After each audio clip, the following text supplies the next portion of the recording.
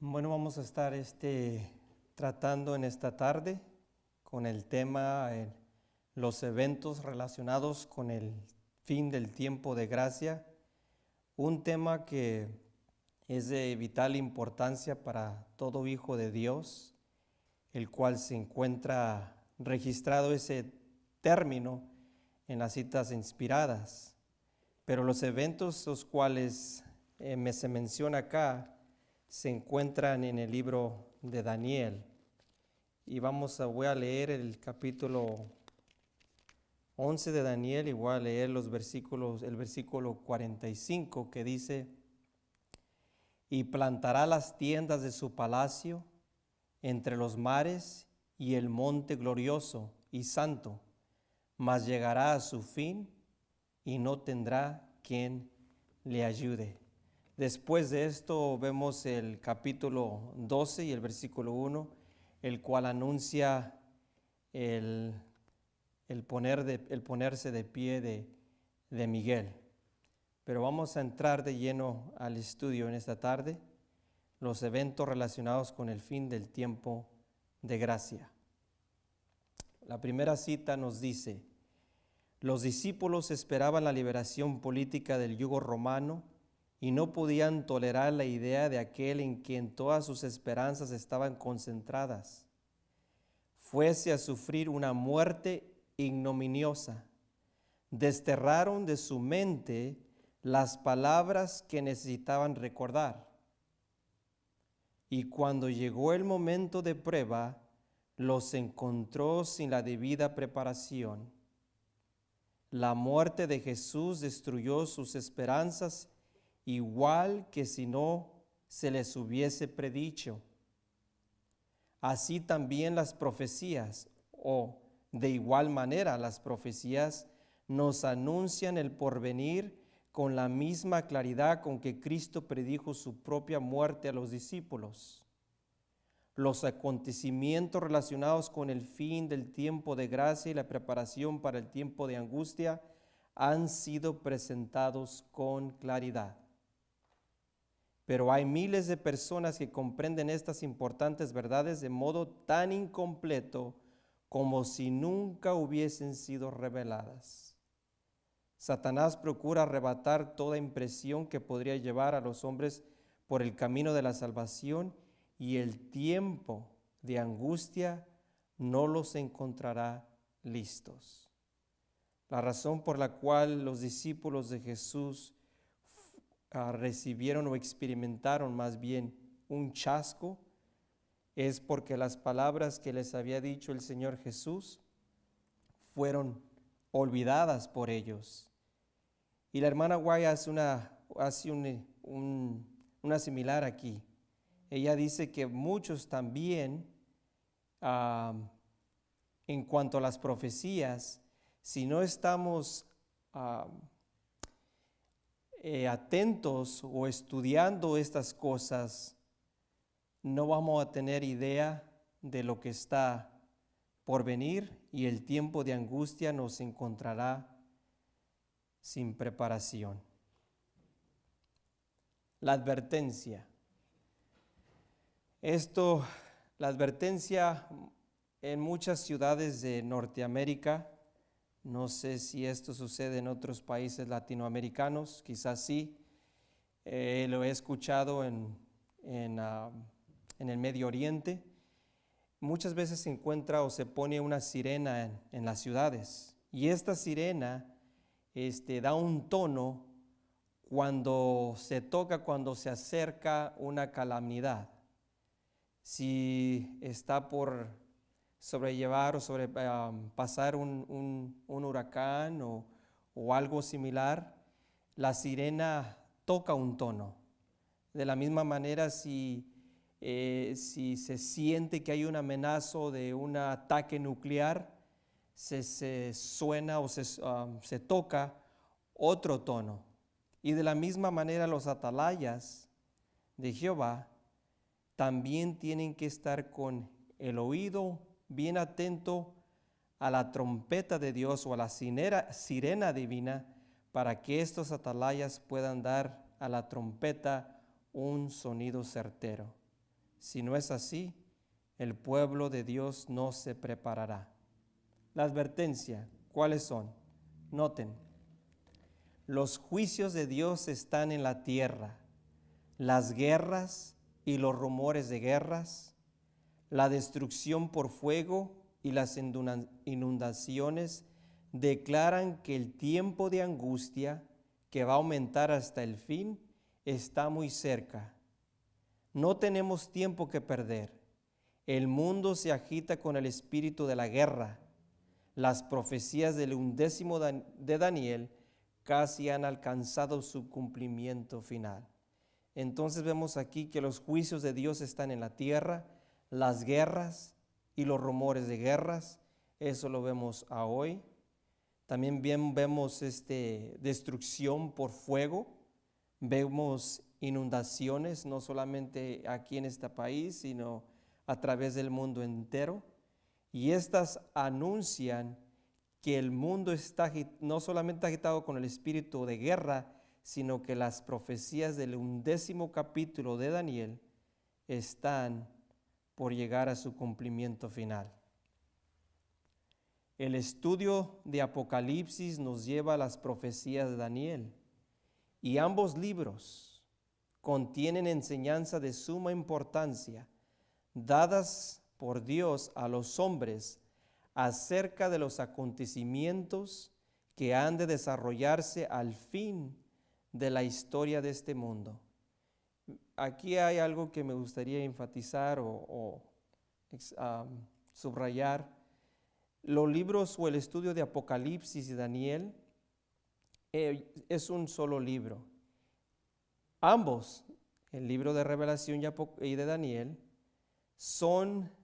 hablan de acontecimientos que han de desarrollarse al final de la historia de este mundo. Entonces vemos que el libro de Daniel, como el de Apocalipsis, estos dos nos apuntan a eventos que han de acontecer en este fin del tiempo. Era necesario, aquí vemos otra cita, era necesario despertar a los hombres y hacerles sentir su peligro para inducirlos a que se preparasen para los solemnes acontecimientos relacionados con el fin del tiempo de gracia. De nuevo, es necesario que los hombres, el pueblo de Dios, despierten y puedan ver los peligros que se aproximan, que están relacionados con el fin del tiempo de gracia. Nuestro método de interpretación bíblica es bien importante, porque si nuestro método de interpretar la palabra de Dios está equivocada, podemos malinterpretar las Escrituras. Pero tenemos un método que se nos ha dado a través de la pluma inspirada, o bueno, en el testimonio nos dice qué método debemos de usar. Noten, aquellos que se dedican a proclamar el mensaje del tercer ángel están buscando las Escrituras sobre el mismo plan que el padre Miller adoptó. Aquí se está refiriendo ella a Guillermo Miller. En el pequeño libro titulado Puntos de vista de profecías y cronología profética, Padre Miller da las siguientes reglas, sencillas, pero inteligentes e importantes para el estudio bíblico y la interpretación. Esto se encuentra escrito en la revista Review and Herald el 25 de noviembre de 1884, en la párrafo 23. Vamos a leer una de esas reglas en la siguiente cita. Regla número 11 nos dice, ¿cómo saber cuándo una palabra se usa figurativamente? Si tiene sentido, tal como está, y no viola las leyes simples de la naturaleza, entonces debe entenderse literalmente, si no, figurativamente. Entonces, si vemos una porción, un pasaje de la Biblia y no hace o no viola las leyes sencillas de la naturaleza, entonces tal pasaje debe de interpretarse en una manera literal. Si el pasaje viola una de las leyes sencillas de la naturaleza, entonces debe aplicarse en una manera figurativa. Esto tiene que ver mucho con el 11º capítulo de Daniel, porque en la Biblia encontramos símbolos proféticos. En Daniel capítulo 2 vemos la imagen metálica. En Daniel capítulo 7 vemos las bestias que salen del mar. Y también vemos bestias en el capítulo 8 de Daniel. Y entonces vemos que estas bestias son símbolos proféticos que nos ayudan no solo a ver lo que miró Daniel en visión, sino más bien la interpretación de estos símbolos, el cual hay una enseñanza a través de ello. Esta cita es tomada de las bellas enseñanzas de la Biblia, la página 395 de la edición 1888.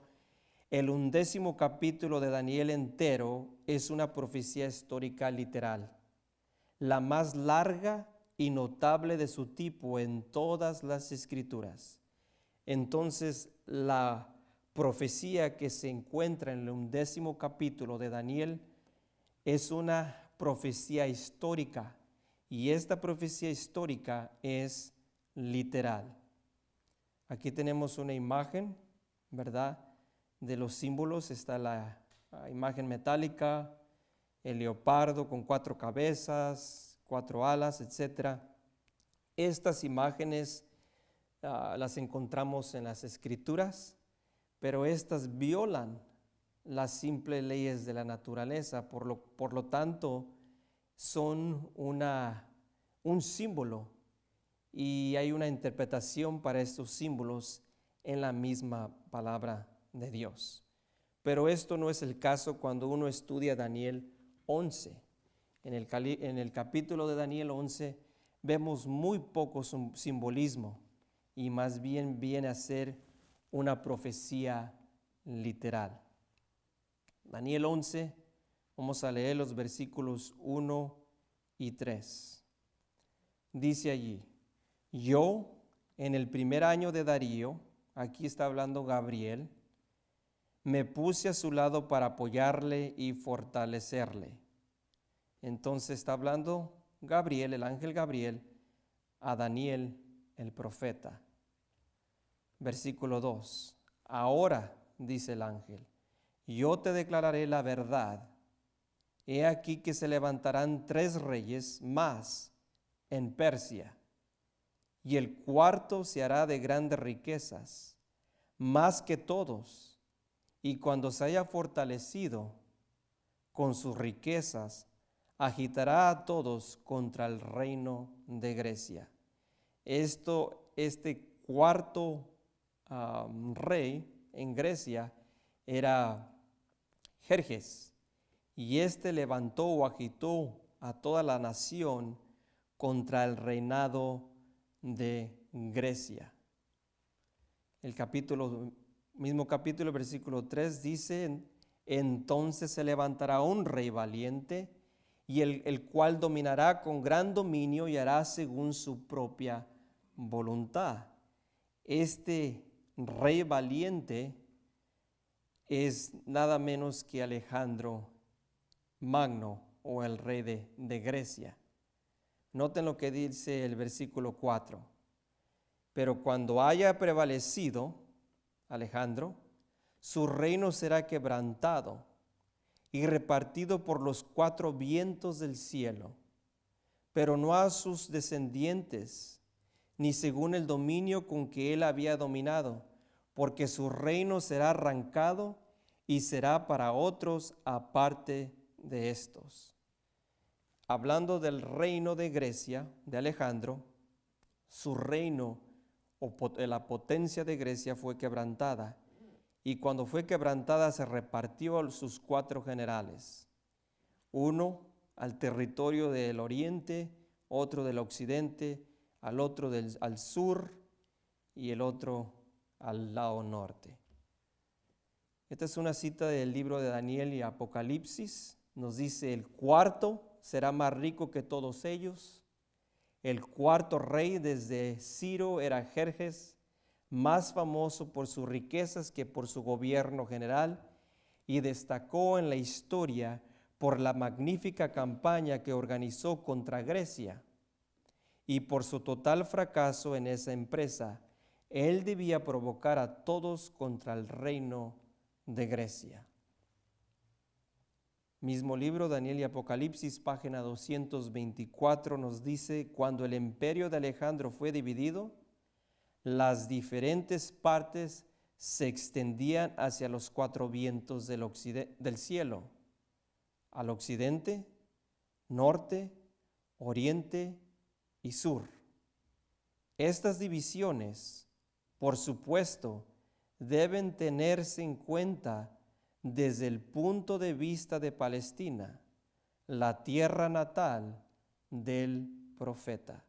Entonces, el norte, el sur, el oriente, el occidente, todo esto llega uno a darse cuenta de sus localidades desde el punto de vista de la tierra natal del profeta, Palestina. Aquí tenemos un mapa que nos ayuda a ver más o menos dónde es que estuvieron los generales. Vemos a Casander, a Lisímaques y Seleuco y Ptolomeo, y cada uno tuvo su territorio. El primero tuvo el occidente, el siguiente el norte, Seleuco tuvo el oriente y Ptolomeo el territorio del sur. Estos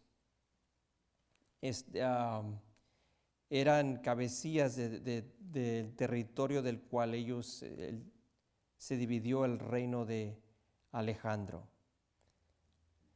Rápidamente, para llegar a donde queremos nosotros llegar, en el último versículo de Daniel, voy a repasar, solamente voy a mencionar lo que se encuentra en la historia, en los siguientes pasajes. En Daniel capítulo 11 y el versículos de 5 al 15 se demuestran las guerras entre los reyes del sur y del norte. En los versículos 16 al 29 encontramos la historia romana o de Roma. En el versículo 22, este versículo nos apunta hacia la ejecución, o más bien menciona ahí en el versículo 22 la ejecución del Cristo. En los versículos 30 al 33, estos tocan la obra del papado, y la gran reforma también está o se refiere en el versículo 34. En el versículo 35 nos apunta el final o la conclusión de la supremacía papal, que llegó en el año 1798. Después de 1998 se introduce a otro rey, y es donde yo me quiero enfocar un poco. En el versículo 36 del libro de Daniel, el capítulo 11, nos dice lo siguiente. Capítulo 11, versículo 36 nos dice: y el rey hará su voluntad y se ensoberbecerá y se engrandecerá sobre todo Dios, y contra el Dios de los dioses hablará maravillas, y prosperará hasta que sea consumida la ira, porque lo determinado se cumplirá. Del Dios de sus padres no hará caso, ni del amor de las mujeres, ni respetará a Dios alguno, porque sobre todo se engrandecerá. El versículo 38, mas honrará en su lugar al Dios de las fortalezas, Dios que sus padres no conocieron, lo honrará con oro y con plata, con piedras preciosas y con cosas de gran precio. Aquí en el versículo 37 nos dice que no respetará a Dios alguno. ¿Qué poder en la historia no tenía ningún respeto a ningún Dios? Roma no puede ser Roma, porque Roma pagana siempre ha tenido sus dioses, aunque paganos, pero siempre les han rendido homenaje, o culto o adoración. El único poder o potencia que existió que no respetaba a ningún dios era la potencia o el reinado de Francia. Este es el único que cabe aquí en la descripción de que no respetará a ningún dios. A ningún dios. Una cita aquí del libro de Daniel y Apocalipsis, página 337, nos dice: encontraremos una aparente contradicción. ¿Por qué dice eso? Bueno, porque el versículo 38 dice: mas honrará en su lugar al Dios de las fortalezas, Dios que sus padres no conocieron. Y en el versículo anterior dice que no tendría respeto por ningún Dios. La cita dice que encontramos una aparente contradicción, pero noten lo que dice: ¿cómo puede una nación negar todo Dios y honrar al Dios de las fuerzas? No podría al mismo tiempo tener ambas posiciones, pero podría negar por un tiempo a todos los dioses y luego introducir otra adoración y considerar al Dios de las fuerzas. ¿Ocurrió tal cambio en Francia en este momento? Lo hizo. El intento de convertir a Francia en una nación sin Dios produjo tal anarquía que los gobernantes temieron que el poder se les fuera de las manos por completo y por lo tanto percibieron que, como una necesidad política, debía introducirse algún tipo de adoración. Pero no tenían la intención de introducir ningún movimiento que aumentara la devoción o desarrollara un verdadero carácter espiritual entre la gente, sino solo aquellos que se mantendrían en el poder y les daría el control de las fuerzas nacionales. Entonces vemos que no en el mismo tiempo es que no respetaban a ningún dios y después, sino más bien hubo un periodo de tiempo donde vieron que el no creer en ningún dios, el resultado fue anarquía y por lo tanto introdujeron al dios de las fortalezas. Esta es una imagen de la diosa de Francia, que rindaban culto y adoración los franceses. Vemos aquí una lista de los reyes. Vemos de nuevo en el versículo 5, se menciona al rey del sur y fue aplicada siempre en una manera literal. En el versículo 7, el rey del norte, también fue aplicada en una manera literal. Versículos 9, se menciona el rey del norte y el sur. El versículo 11 hasta el versículo 15 siempre fue una aplicación literal. Así que no hay ninguna razón por la cual nosotros debemos de cambiar nuestro método, porque rey, no hay ninguna violación a las leyes naturales, ni tampoco obviamente el norte, el sur, oriente y occidente. No hay ninguna razón por qué debemos ahora dar un cambio y empezar a aplicar esta profecía de una manera simbólica.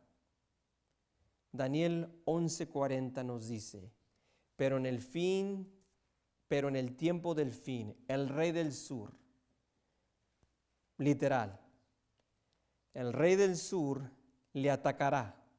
¿A quién atacará? A Francia. Es el poder que el Roma papal había recibido su herida mortal en el versículo 34 y 35 creo, sí. Había recibido su herida mortal, se introduce a Francia. Y ahora entramos en Daniel 11:40, donde dice que en el tiempo del fin, o sea, 1798, el rey del sur le atacará y el rey del norte, ahora vemos que el que domina el norte entra, embestirá contra él o contra Francia como tempestad con carros, gente de a caballo y muchos navíos. Entrará por las tierras, inundará y pasará. Daniel 11, 41 al 43, habla de la guerra de los turcos, porque eran los turcos que dominaban o habían se habían posesionado del norte de Palestina. Entonces ahora el rey del norte vienen siendo los turcos o Turquía.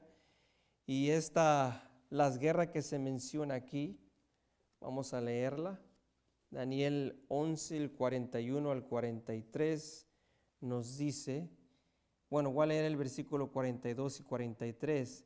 Extenderá su mano contra las tierras y no escapará el país de Egipto, y se apoderará de los tesoros de oro y plata y de todas las cosas preciosas de Egipto, y los de Libia y de Etiopía les seguirán. Tengo una cita aquí que es, bueno, vamos a leerla. El día 23 se libró la batalla decisiva de las pirámides, en la cual los mamelucos disputaban el campo con valor y desesperación, pero no podían competir con las disciplinas legiones de los franceses. Murad Bey perdió todos sus cañones, 400 camellos y 3,000 hombres. La pérdida de los franceses fue comparativamente leve. El día 24, Bonaparte entró a Cairo, la capital de Egipto, y solo esperó el hundimiento de las inundaciones del Nilo para perseguir a Murad Bey al Alto Egipto, a donde se había retirado con su caballería destrozada, y así hacer una conquista de todo el país. Por lo tanto, el rey del sur fue capaz de hacer una débil resistencia. Vamos a leer la siguiente cita. En esta coyuntura, sin embargo, la situación de Napoleón comenzó a volverse precaria. La flota francesa, que era su único canal de comunicación con Francia, fue destruida por los ingleses bajo Nelson en Albuquerque. Y el 2 de septiembre de este mismo año, o sea 1798, el sultán de Turquía, bajo los sentimientos de celos contra Francia, artísticamente fomentado por los embajadores ingleses en Constantinopla, exasperó en Egipto durante tanto tiempo una semi-independencia del Imperio Otomano. Debería ser transformada en una provincia francesa. Declaró guerra contra Francia.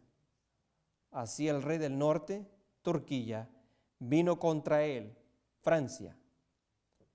En el mismo año en que el rey del sur, Egipto, lo empujó también, y ambos en el tiempo del fin, que es otra prueba concluyente de que el año 1798 es el año que comienza ese periodo, y todo lo cual es una demostración de que esta aplicación de la profecía es correcta, porque tantos eventos se reúnen con tanta precisión que las especificaciones de la profecía no pueden tener lugar juntas y no constituir un cumplimiento de la profecía.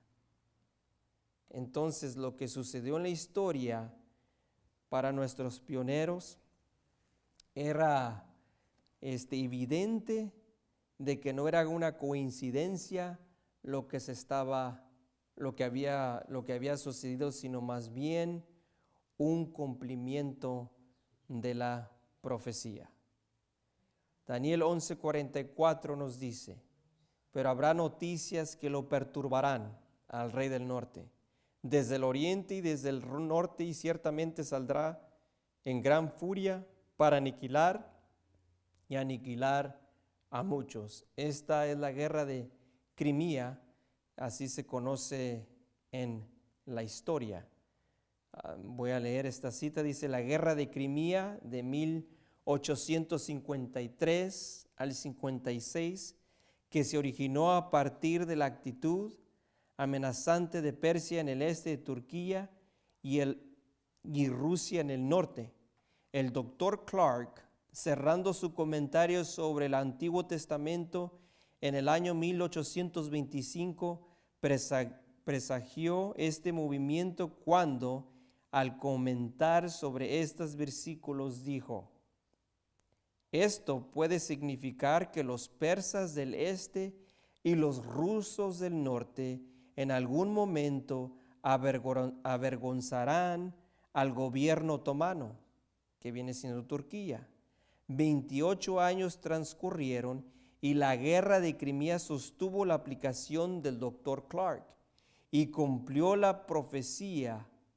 Inglaterra y Francia acudieron en ayuda de Turquía. Aquí vemos que le ayudan a Turquía. Y Rusia se volvió obligada a suscribir las humillantes condiciones del Tratado de París en 1856. Con esto, se vio obligada a desarmar sus barcos de guerra y desmantelar sus fortalezas a orillas del Mar Negro.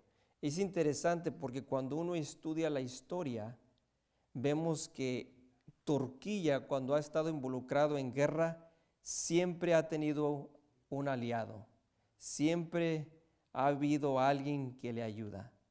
Y en el versículo 45 nos dice que al rey del norte, en esta ocasión, cuando tome su posición en el Santo Monte, no tendrá quien le ayude. Y por eso el rey del norte llegará a su fin. Noten esta cita. Entre esta conjetura, el doctor Clark escrita en 1825 en la guerra de Crimea de 1853 al 56, ciertamente hay una sorprendente coincidencia, ya que los mismos poderes que él menciona, los persas en el oriente, los rusos en el norte, fueron los que instigaron ese conflicto. Las noticias de estos poderes lo turbaron. Turquía. Su actitud y sus movimientos incitaron al sultán a enojarse y vengarse. Rusia, siendo el partido más agresivo, fue objeto de ataque. Turquía declaró la guerra a su poderoso vecino del norte en 1853. El mundo miraba con asombro a un gobierno que durante mucho tiempo se había llamado el enfermo del oriente. Un gobierno cuyo ejército estaba desanimado y desmoralizado, cuyos tesoros estaban vacíos, cuyos gobernantes eran viles y imbéciles y cuyos súbditos eran secesionistas, rebeldes y amenazantes. Se precipitaban con tanta impetu al conflicto. La profecía decía que deben salir con gran furia, y cuando salieron en la guerra antes mencionada fueron descritos en el vernáculo profano de un escritor estadounidense como luchando como demonios. Inglaterra y Francia, es cierto, pronto vino en ayuda de Turquía, pero ella salió de la manera descrita y, como se informa, obtuvo importantes victorias antes de recibir la asistencia de estos poderes. Así que de nuevo vemos que a Turquía siempre se le ha ayudado. Pero el versículo 45 nos dice: instalará sus tiendas reales entre los mares y en el glorioso monte santo. Entonces llegará a su fin y no tendrá quien le ayude. Cuando el rey del norte instale sus tiendas reales, o sea, su gobierno entre los mares, el mar Mediterráneo y el mar Muerto, en el monte santo, en Jerusalén, entonces, dice la Escritura, que llegará a su fin. Pregunta: Turquía hoy en día, en este año de 2018, intenta poseer o posesionarse, mejor dicho, de Palestina, de Jerusalén. Sí, lo es. Aquí vemos un mapa entre los mares y vemos el Monte Santo. El Monte Santo, según Daniel capítulo 9, versículo 16, es nada menos que Jerusalén. Daniel 9, 16 nos dice: oh Señor, conforme a todos tus actos de justicia, apártese ahora de tu ira y de tu furor, de sobre tu ciudad Jerusalén, tu santo monte. Entonces, según la palabra de Dios, el santo monte de Jehová es Jerusalén. Vemos aquí un artículo en las noticias que nos dice: Turquía advirtió este martes de que si Jerusalén es reconocida como capital por Washington, convocará a una cumbre musulmana, el cual ya lo hizo, y amenazó incluso con la ruptura de las relaciones diplomáticas con Israel. Esto luego de que el presidente Donald Trump evaluara trasladar la embajada estadounidense de Tel Aviv a Jerusalén. El presidente de Turquía mencionó: Jerusalén es la línea roja para todos los musulmanes. Podríamos llegar al punto de cortar las relaciones diplomáticas con Israel si ese reconocimiento ocurre, añadió. Las declaraciones de Erdogan se produjeron poco después de que el portavoz de la presidencia, Ebrahim Kalin, advirtiera de que un eventual reconocimiento de Jerusalén como capital de Israel sería un error fatal. Aquí vemos el ministro de Exteriores de Turquía condenó este miércoles que el gobierno estadounidense haya reconocido a Jerusalén como la capital de Israel y el traslado a esa ciudad de su embajada en Tel Aviv. Hemos recibido con gran preocupación el anuncio irresponsable del gobierno estadounidense de reconocer a Jerusalén como capital de Israel y que trasladará su embajada de Israel a Jerusalén.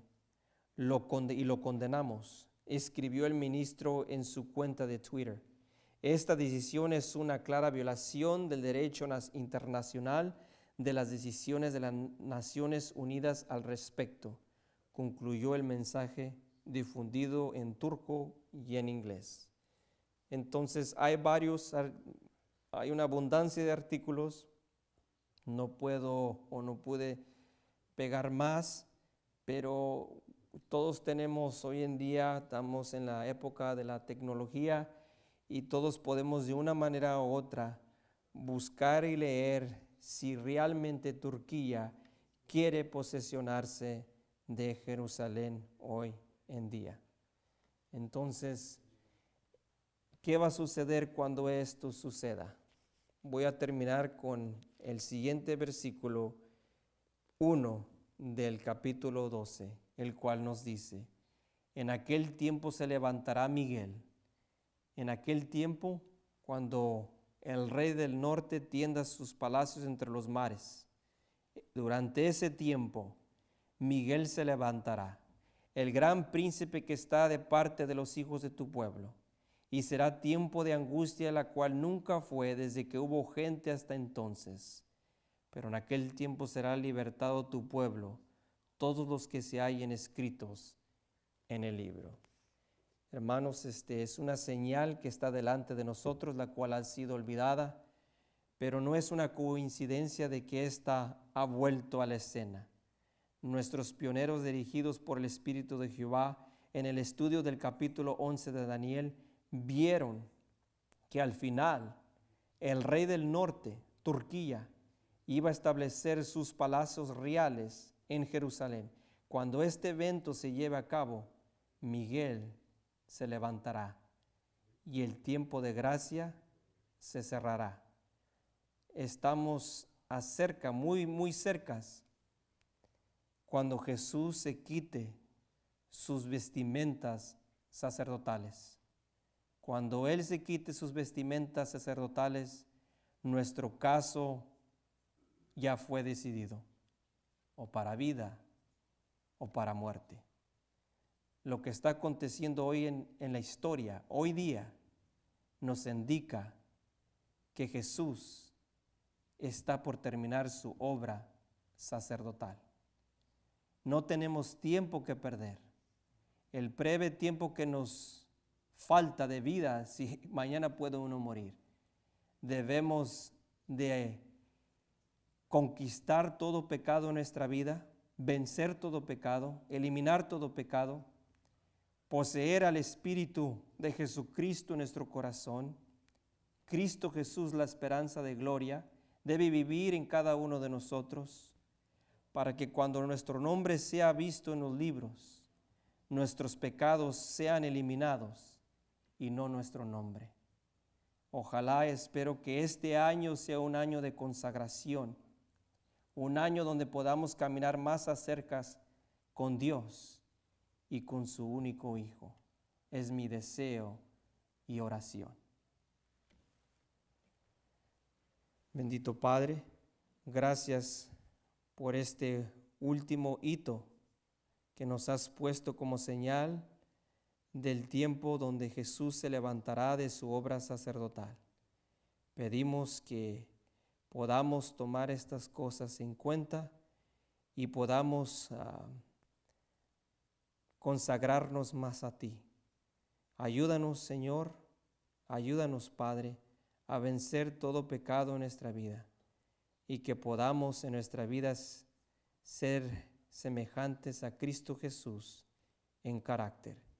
Gracias y te lo pedimos en el nombre sagrado de tu Hijo amado Jesús. Amén.